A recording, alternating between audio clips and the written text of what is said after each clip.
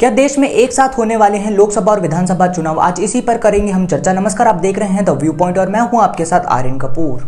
देश में इन दिनों वन नेशन वन इलेक्शन को लेकर चर्चा तेज है। दरअसल मोदी सरकार ने संसद में विशेष सत्र बुलाया है। ये सत्र 18 से लेकर 22 सितंबर तक चलेगा। बताया जा रहा है कि इस सत्र में एक देश एक चुनाव यानी वन नेशन वन इलेक्शन को लेकर बिल आ सकता है। दरअसल प्रधानमंत्री नरेंद्र मोदी भी अक्सर एक देश एक चुनाव की वकालत करते आए हैं। पिछले महीने राज्यसभा में भी उन्होंने चर्चा के दौरान एक देश एक चुनाव को समय की जरूरत बताया था। लेकिन सवाल ये उठता है कि ये सब कैसे होगा। संसद के मॉनसून सत्र में सरकार ने इसका जवाब दिया था। केंद्रीय कानून मंत्री अर्जुन राम मेघवाल ने संसद में बताया था कि 7वें चुनाव कराने के लिए संविधान के अनुच्छेद 83, 85, 172, 174 और 356 में संशोधन करना होगा। लेकिन संशोधन क्यों?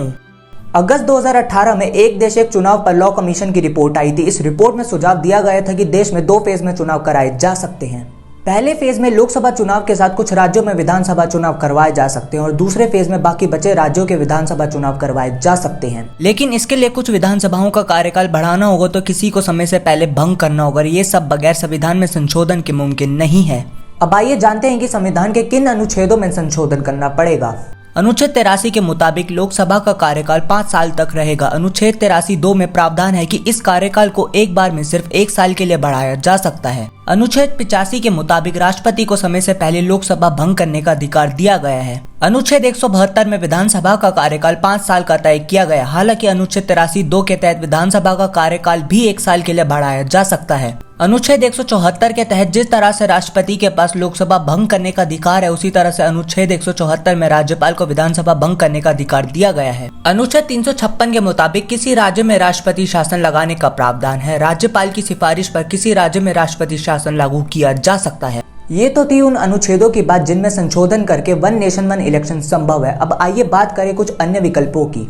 विकल्प एक, कुछ राज्यों के चुनाव लोकसभा चुनाव के साथ ही होते हैं। कुछ राज्यों में लोकसभा से कुछ महीने पहले होते, तो वहीं कुछ राज्यों में लोकसभा चुनाव के कुछ महीने बाद ही चुनाव होते हैं। ऐसे में कुछ राज्यों में विधानसभा समय से पहले भंग करके और कुछ का कार्यकाल बढ़ाकर लोकसभा चुनाव के साथ ही चुनाव कराए जा सकते हैं। विकल्प 2, कई राज्यों में विधानसभा चुनाव लोकसभा चुनाव के 2 साल बाद खत्म होते हैं। ऐसे में 2 फेज में चुनाव करवाए जा सकते हैं। पहले फेज में लोकसभा के साथ ही कुछ राज्यों में विधानसभा चुनाव हो जाएं और दूसरे फेज में बाकी बचे राज्यों के चुनाव हो जाएं। अगर ऐसा होता है तो 5 साल में 2 बार ही विधानसभा चुनाव होंगे। विकल्प 3, लॉ कमीशन ने अपनी रिपोर्ट में सुझाव दिया था कि अगर एक साथ चुनाव नहीं कराए जा सकते तो फिर 1 साल में होने वाले सभी चुनाव साथ में करा दिए जाएं। इससे साल में बार बार होने वाले चुनावों से बचा जा सकेगा। लेकिन साथ चुनाव कराने पर भी 2 तरह की संवैधानिक दिक्कतें आ सकती हैं। पहला तो ये कि अगर किसी पार्टी या गठबंधन को पूर्ण बहुमत नहीं मिली तो क्या होगा, और दूसरी समस्या ये, कार्यकाल पूरा किए बगैर ही अगर कोई सरकार समय से पहले गिर गई तो ऐसे में दोबारा एक साथ चुनाव कराने की स्थिति पड़ जाएगी। लेकिन लॉ कमीशन ने इन दोनों समस्याओं को लेकर सुझाव भी दिए हैं। पहली दिक्कत यानी बहुमत न मिलने की स्थिति में राष्ट्रपति या राज्यपाल सबसे बड़ी पार्टी या गठबंधन को सरकार बनाने का न्योता दें। अगर फिर भी सरकार ना बने तो मध्य विधि चुनाव कराए जाएं, लेकिन चुनाव के बाद वो सरकार केवल तब तक के लिए ही होगी जितना कार्यकाल बचा होगा। ऐसी सरकार का कार्यकाल 5 साल नहीं होगा। दूसरी दिक्कत यानी सरकार गिरने की स्थिति में लॉ कमीशन का सुझाव था कि अविश्वास प्रस्ताव के जरिए मौजूदा सरकार को तभी हटाया जाना चाहिए जब दूसरी सरकार पर विश्वास हो, ताकि समय से पहले लोकसभा या विधानसभा भंग न हो। पर इन सबके बीच सवाल ये खड़ा होता है कि एक साथ चुनाव कराने से आखिर होगा क्या। एक साथ चुनाव कराए जाने के पीछे सबसे बड़ा तर्क पैसों की बचत का दिया जाता है। कानूनन लोकसभा चुनाव का खर्च केंद्र और विधानसभा चुनाव का खर्च राज्य सरकार उठाती है। अगर किसी राज्य में लोकसभा चुनाव के साथ साथ विधानसभा चुनाव भी होते हैं तो ऐसी स्थिति में केंद्र सरकार और राज्य सरकार मिलकर खर्चा उठाते हैं। लॉ कमीशन ने अपनी रिपोर्ट में 2014 के लोकसभा चुनावों के आसपास हुए कुछ राज्यों के विधानसभा चुनावों में हुए खर्च की तुलना की थी। इसमें बताया गया था कि लोकसभा चुनाव के आसपास 5 राज्यों में, जिसमें हरियाणा, झारखंड, मध्य प्रदेश, दिल्ली और महाराष्ट्र में विधानसभा चुनाव हुए थे। इन राज्यों में लोकसभा चुनाव के वक्त जितना खर्च हुआ था लगभग उतना ही विधानसभा चुनाव में भी हुआ था। उदाहरण के लिए महाराष्ट्र में लोकसभा चुनाव के वक्त 487 करोड़ रुपए खर्च हुए थे, जबकि विधानसभा चुनाव में 462 करोड़ रुपए का खर्च आया था। लॉ कमीशन का कहना था कि अगर चुनाव साथ होते तो इस खर्च को कम किया जा सकता था। कानून मंत्री अर्जुन राम मेघवाल ने बीते महीने संसद में बताया था कि एक साथ चुनाव कराने के लिए ईवीएम और पेपर ट्रेल मशीनें खरीदनी होंगी, जिसके लिए करोड़ों रुपए खर्च होंगे। आपको बता दें कि ईवीएम मशीन 15 साल तक चलती है। ऐसे में 7 चुनाव कराने पर इनका इस्तेमाल 3 या 4 बार ही हो सकेगा और उसके बाद फिर नई मशीनें खरीदनी होंगी। हालांकि लॉ कमीशन का कहना था कि अगर 2019 में लोकसभा और विधानसभा चुनाव एक साथ कराए जाते हैं तो 4,500 करोड़ रुपए का खर्चा बढ़ेगा। ये खर्चा ईवीएम की खरीद पर होगा, लेकिन 2024 में 7 चुनाव कराने पर 1751 करोड़ का खर्चा बढ़ेगा, यानी धीरे धीरे ये एक्स्ट्रा खर्च भी कम हो जाएगा। पर साथ ही सवाल यह भी खड़ा होता है कि क्या ये सब मुमकिन है। वन नेशन वन इलेक्शन के विरोध में कई राजनीतिक पार्टियां हैं। विरोध के पीछे कई तर्क भी दिए जाते हैं। मसलन 7 चुनाव होते हैं तो क्षेत्रीय मुद्दों के बजाय राष्ट्रीय मुद्दों को तरजीह मिल सकती है, या उसका उल्टा हो सकता है। इससे राष्ट्रीय पार्टियां बढ़ेंगी और क्षेत्रीय पार्टियां खत्म हो जाएंगी। दूसरी बड़ी दिक्कत संवैधानिक प्रक्रिया है। अगर सरकार इसका बिल ले आती है और ये दोनों सदनों से पास भी हो जाता है तो इसके बाद भी कम से कम 15 राज्यों की विधानसभाओं से अनुमोदित करवाना होगा। मोदी सरकार सालों से जिस एक देश एक चुनाव की बात करती आ रही थी, अब उसे लागू करने की तैयारियां शुरू कर दी हैं। मोदी सरकार ने अब एक कमेटी का गठन किया है। इस कमेटी की अध्यक्षता पूर्व राष्ट्रपति रामनाथ कोविंद को सौंपी गई है। ये कमेटी एक देश एक चुनाव को लेकर काम करेगी।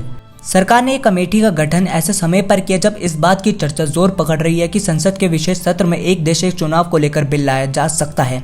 एक साथ चुनाव कराने के समर्थन में एक तर्क ये भी दिया जाता है कि इससे सरकारी मशीनरी का सही इस्तेमाल हो सकेगा और बार बार आचार संहिता न लगने से विकास कार्य पर असर भी नहीं पड़ेगा। भारत में इसे लेकर पहल शुरू हो गई है, लेकिन दुनिया के कई देशों में पहले से ही ऐसी व्यवस्था है। इसके अलावा आपको बताते चले कि दुनिया में कई देश ऐसे हैं जहां एक साथ चुनाव कराए जाते हैं। साउथ अफ्रीका में संसद, प्रांतीय विधानसभा और नगर पालिकाओं के चुनाव एक साथ होते हैं। यहाँ हर 5 साल में चुनाव कराए जाते हैं। स्वीडन में भी एक साथ ही चुनाव होते हैं। यहाँ हर 4 साल में आम चुनाव के साथ साथ काउंटी और म्युनिसिपल काउंसिल के चुनाव होते हैं। बेल्जियम में 5 तरह के चुनाव होते हैं। ये हर 5 साल के अंतर पर होते हैं और सारे चुनाव एक साथ ही कराए जाते हैं। यूके में हाउस ऑफ कॉमन्स, स्थानीय चुनाव और मेयर चुनाव साथ में होते हैं। यहाँ पर मई के पहले हफ्ते में सारे चुनाव कराए जाते हैं। यूके के संविधान के तहत समय से पहले चुनाव तभी हो सकते हैं जब सरकार के खिलाफ अविश्वास प्रस्ताव पास हो जाए और दूसरी पार्टी सरकार ना बना सके।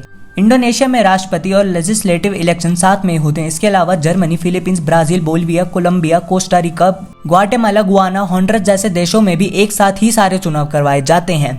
वहीं भारत में भी एक समय ऐसा था जब लोकसभा और विधानसभा चुनाव एक साथ होते थे।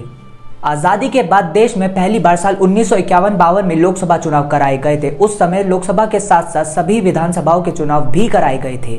इसके बाद 1957, 1962 और 1967 में भी लोकसभा और विधानसभाओं के चुनाव एक साथ ही करवाए गए, लेकिन 1968 और 1969 में कई राज्यों में समय से पहले ही विधानसभाएं भंग हो गई। 1970 में लोकसभा भी भंग कर दी गई थी। इसी के साथ 7 चुनाव कराने का ये सिलसिला टूट गया।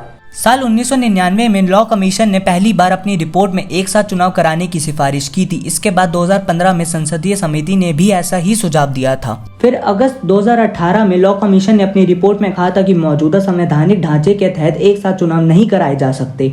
हालांकि कुछ संवैधानिक संशोधन कर ऐसा किया जा सकता है। एक देश एक चुनाव पर यह ड्राफ्ट रिपोर्ट थी। इस वीडियो में फिलहाल इतना ही। अगर आपको यह जानकारी पसंद आई तो इस वीडियो को लाइक करें और हमारे चैनल द व्यू पॉइंट को सब्सक्राइब जरूर करें।